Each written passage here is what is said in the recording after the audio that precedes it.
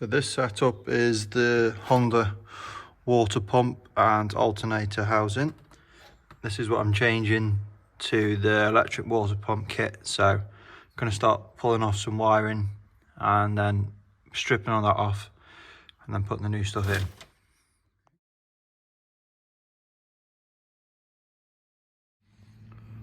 Old versus new. So the alternator would have gone here. And that's the big factory idler water pump jobby. Obviously that's the water pump in there. I already had that thing on there, but it was a cheap Chinese thing and it was horrible. So now this is the nice posh T7 one. Idler tensioner pulley there. So you alternator mount built in. And then you've got a selection of fittings to basically thread into there, and then that's where your inlet and outlet hose is. Time to try it in the car. Brake and clutch lines, I'm thinking of doing like this. I'll just cable tie them to the side, and then they're basically gonna go straight up the bulkhead to the two master cylinders. These ran through the car before and I don't really know why. There was no need for them to. The exhaust tunnel's protected because there's no obviously heat or anything, and it's obviously higher than the floor, so nothing should catch this, especially when I've got the skid plate on, so they're safe under there and keeps the cabin a bit free. So the electric water pump kit is now in. It's looking really smart, really happy with it. So it comes with a new shorter belt. So that's all tensioned up, all good to go. So as you can see, I've started mocking up the radiator hoses. So that one's to that one side, and this one here is going to the top there. Right. So let me just show you at the front. So we've got the electric water pump. This one that's in here temporary is basically going to go bottom rad hose about here, straight into the water pump. And obviously that's then down, and that's the one that goes to the water plate kit. So that would be where the thermostat is. So that goes that way. And then through the engine, obviously out, back down into this one. This one is going to bend up there nicely, and that'll go to the top rad hose. So I've started putting some of these AM fittings on, and one straight, one short. So I'm really happy with how the mounts look underneath. Let me just show you that.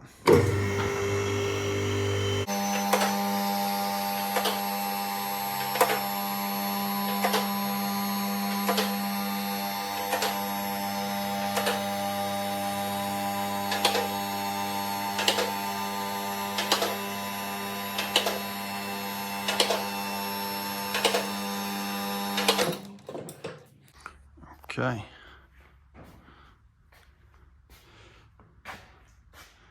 So you can see these are nicely tidy, tucked up underneath the car. And then when we get to the back, see, the one goes that way and the other one goes that way. And there's not too much tension on them. I thought I might need some bends here, but it seems as though the shape of the hose is, bendy enough. I did Google it, and it's something like AN16. It's got like an 8-inch bend radius. Sorry. So as long as you're within that sort of bend radius, you're not over bending the hose basically. Obviously it's braided as well, so it is strong. But yeah, really pleased with that. And then fuel lines will just poke up the top there, run nicely long. And then in terms of these, oops, getting tangled up in them. In terms of these brake and clutch lines, I'm going to run them alongside it basically. and probably just cable tie onto it. So looking pretty good, making some good progress. Hey guys, so I've just got my fuel tank back from the welder.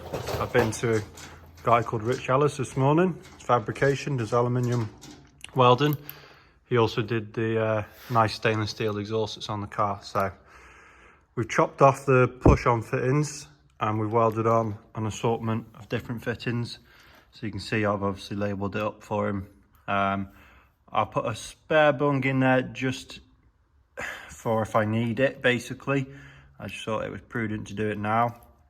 This is the feed, so that's going to loop under the tank and it's going to go to the fuel pump, which is about there.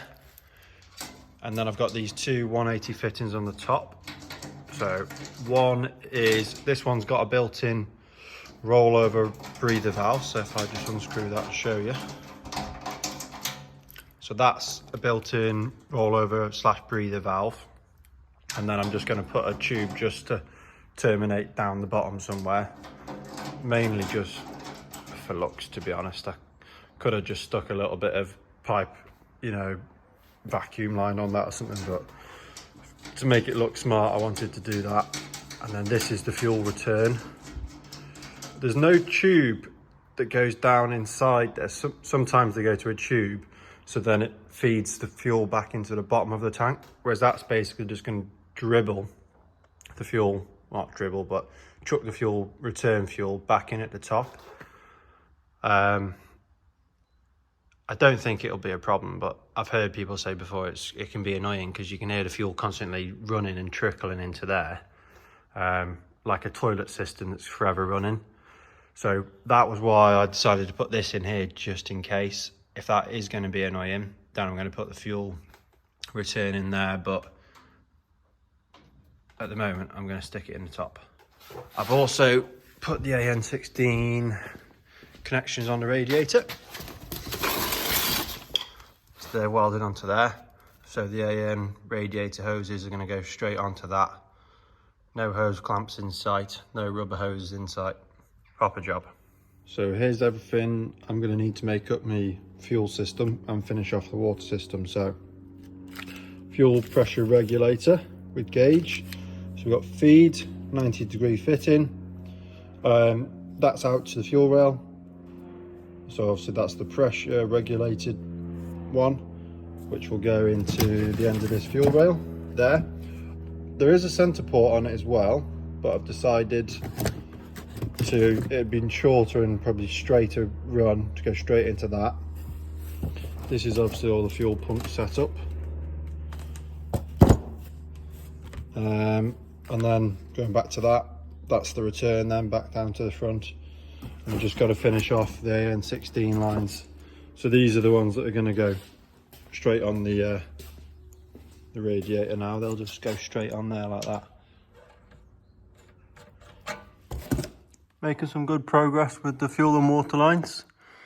So if you can just spy up there, I've mounted the fuel pressure regulator. I've moved around where the fittings are going a little bit.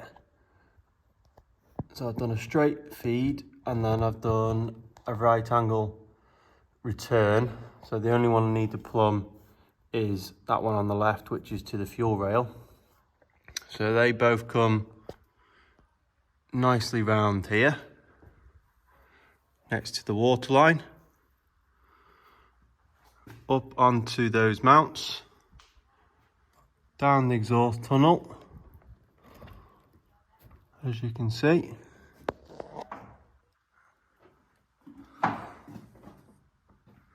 And then at the front, I've had to do a bit of messing around, but we've got there. So the return shoots off to the top, which is that one. So I've got to put an end on that to the top of the tank. And then the feed just goes through there to the front. And then we've got the feed to the pumps. So that's the feed from the pumps. This here is the feed to the pumps, which is in -8. And that just goes under there to that right angle into the pumps, and then this one coming out. So a fair bit of plumbing going on, but just drop the car down on the ramp and show you what's what.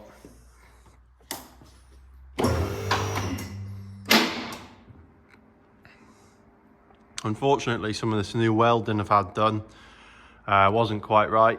No fault other than my own, because when I dry mocked it all up, I didn't have quite as many components in, and I thought there was more room than there was. So now it's come to putting it in, and some of the stuff doesn't fit. But at the moment, I've remanufactured or whatever, put stuff in place so it all fits. It just needs to be re-welded now, some of it.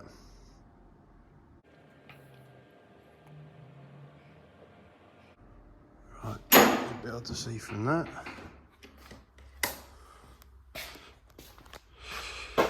So you can see what I'm talking about with the fuel pump down there between the fans. Not the easiest to see. So that's mounted to that alloy plate at the bottom. And then obviously we've got the electric water pump here. So that one needs a fitting to go into there. Top rad hose is in, and that goes all the way from top of the engine there. So the only one I need to make up is this one to this one. I've worked out it's about 45-degree angle. That's just on there as a test, that push fit connector. But I think with these being slightly further out than right against the rad, I might not have enough space by the time I've got another fitting on there to make a line. But I want to get the fitting and try it first before I end up doing something I can't do. So in terms of the issues with the welding, I basically got the spacers fitted on the bottom, and they were equal distance so that the fuel tank was central in the car, which obviously would make sense. But there wasn't enough room to get all the hoses and fittings on this side.